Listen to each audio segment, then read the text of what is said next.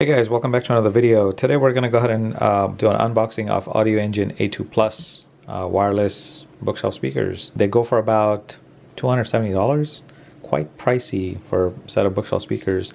I've never owned Audioengine before. I've never tried them. I don't know what they sound like, so this is going to be a first impression as well. And whenever I listen to the speakers, I always go default back to my edifiers just so I can talk about what I hear and what I'm really looking for.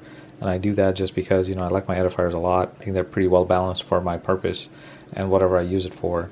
So kind of interested to see what the Audioengines sound like. With a price like that, they gotta sound really good. We open it up and see what's inside.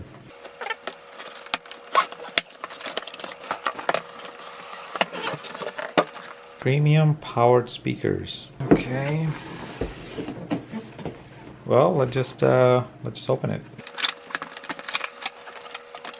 Look at that. They give you these nice pouches instead of some plastic bags. I mean, that's pretty cool. You have your cables in there. Well, we'll get to those later. Then you have another pouch. This is the power supply. Packaging is pretty impressive. I like it. I like the packaging of this thing. It's really nice. I mean, if you're gonna pay almost $300 for a set of bookshelf speakers, some nice packaging does make sense.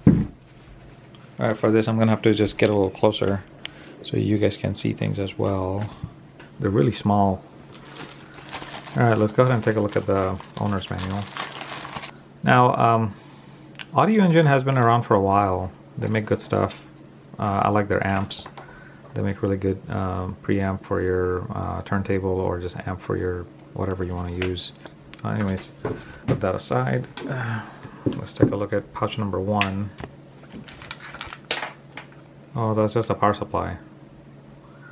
It's a very unique power supply. It's I guess it's proprietary to Audioengine, so you can't just replace it with whatever you want unless you're good about splicing wires. But you need this specific connection to go with your speakers. And then let's go ahead and open up the other one. Okay, that's just a power cord. And what comes with this one?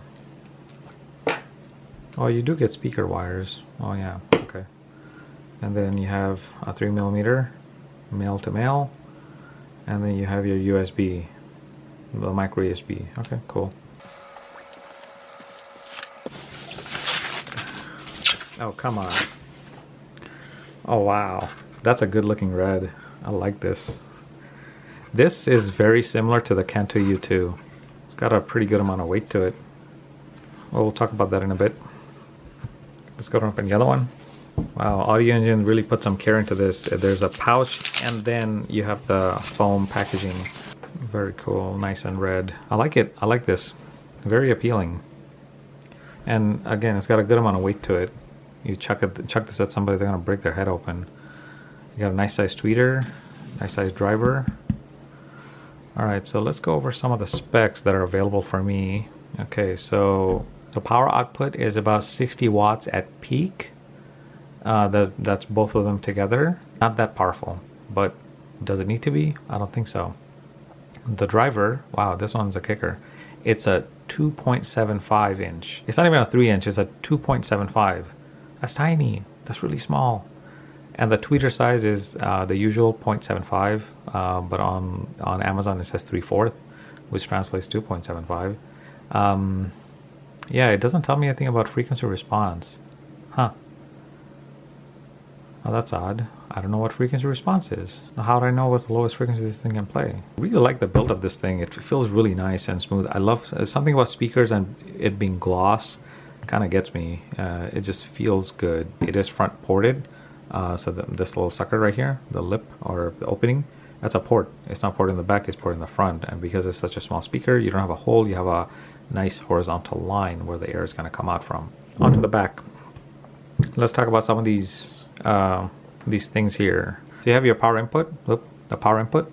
So the power input, as I was saying, it's a very unique connection, very unique to Audioengine itself. You can't just stick a universal adapter if you have one, or if your power adapter goes bad and you need to replace it, you got to get one from Audioengine. Then you have the output, speaker wire that goes to the other speakers. Then you have your inputs and you have your outputs. So you can have your inputs as RCA, and then you can have an output RCA. That's cool. Then you have another input, which is your 3.5 millimeter. So if you want to hook it up to your PC, you can do so easily with that connection. Or best yet, you can use that USB input. So you got 3 different inputs. That's awesome. And on top of that, this is also Bluetooth enabled. So you can also have this, you know, as part of your Bluetooth thingy. Pretty cool, huh? Yeah, then you have your volume rocker. Okay, so turn it on.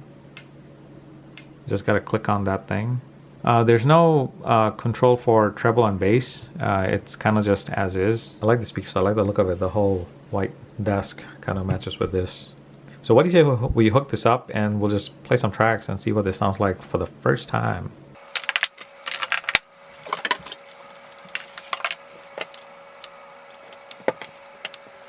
We got everything hooked up.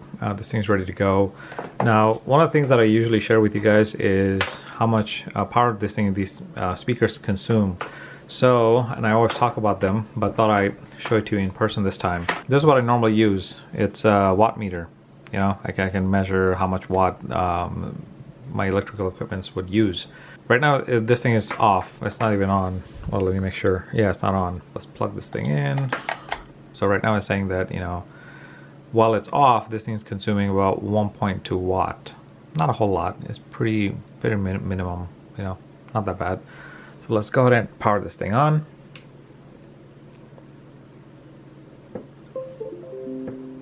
Oh, my computer's picking it up. And that's consuming about 4.8. Huh, interesting.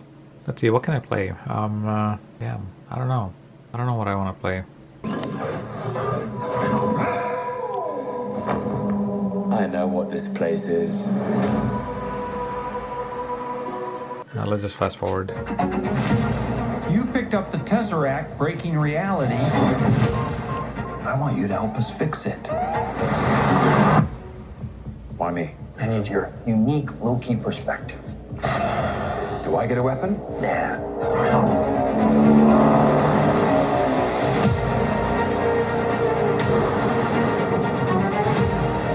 You really believe in this Loki variant?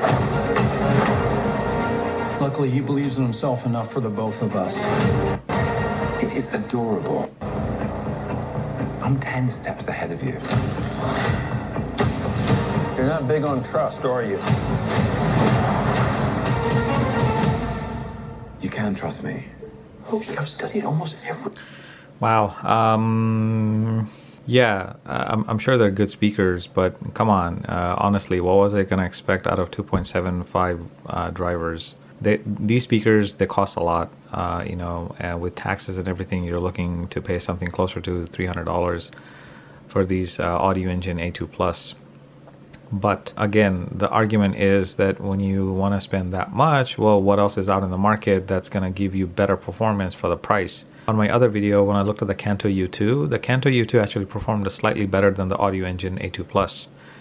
These, for some reason, it wasn't resonating with me. I didn't feel it. So performance-wise, these are not living up to the standard. You know, I'm not getting the oomph that I'm looking for. I'm not getting that high-quality bass that I'm looking for.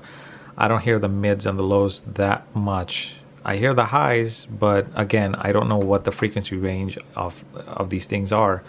So I'm gonna say they're probably cut off somewhere around 70 or 60 hertz. This little sucker is so small, it's not enough to give you a run for your money. If you're gonna spend $300 behind a pair of bookshelf speakers and you like the size of these things, I guess that can make sense.